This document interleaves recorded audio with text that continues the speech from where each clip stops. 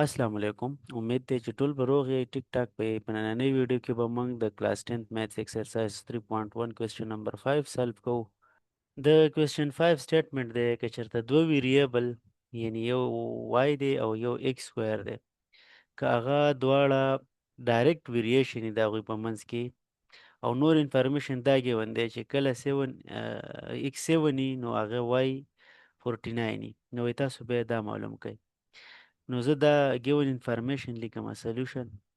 ګیون شی دی چې د وای او د ایکس سکویر په منځ کې ډایرکټ ویریشن دی. دا موږ چې کوم نوټیشن دی دا د دې ته وایي پروپورشن، او دا وای از پروپورشنل ټو ایکس سکویر. او چې کله دلته کې داسې لکه دلته موږ څنګه چې ایکس سکویر دی ډیوایډډ 1 ډیوایډډ بای ایکس سکویر داسې نه دی، نو بیا موږ دې ته یو ډایرکټ پروپورشن. ټیک ده که نه؟ ها، نو دا شو. اوس چې دا پروپورشنلیټي موږ اکویلیټي ته چینج کوو، په دې کې به یو کانسټنټ راوځي او هغه کانسټنټ ته زه نوم ورکوم کې ایکس، ویر this k is equal to constant د کوم ځای نه راغلی دی؟ د دې پروپورشنلیټي کانسټنټ دی. لکه څنګه به چې موږ په فزیکس کې اف از اکول ټو ام والا فارموله جوړول، هلته به هم دغسې یو کانسټنټ راتو. ها، اوس نور انفارمیشن څه دی چې کله وایي ایکس موږ سره 7 نو وای موږ سره وایي 49، ځکه دلته دا ایکس سکویر مې ولیکو.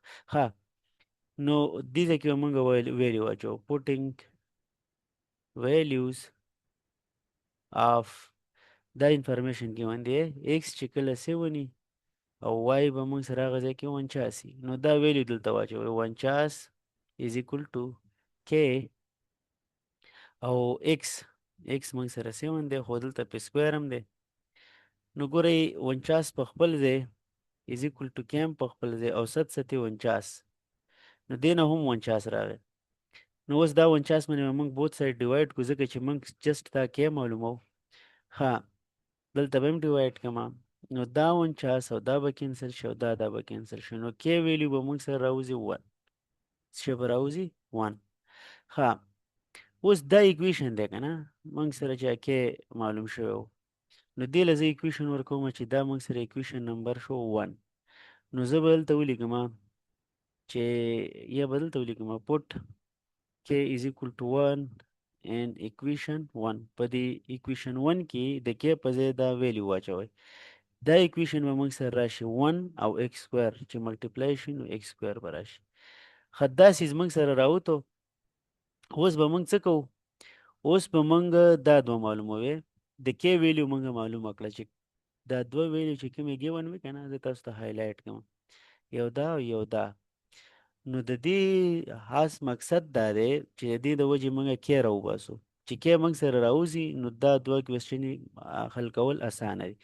ها، اوس موږ ته نیکسټ کوېسچن کې دا وایي پارت 1 کې چې وای معلوم کړئ وین ایکس از اکول ټو 9. نو دې ځای کې به ساده تاسو به څه وکئ؟ پوټ ایکس از اکول ټو 9 دې ځای کې شی واچوئ، نو وای از اکول ټو 9 او سکویر هم دی پې، نو 9 او 9 چې ملټیپلای کې 81، نو وای ته موږ سره راوته 81. دا ګوره څومره ایزي. ها، ټوکي ګورئ، ټوکي به تاسو څه وکئ؟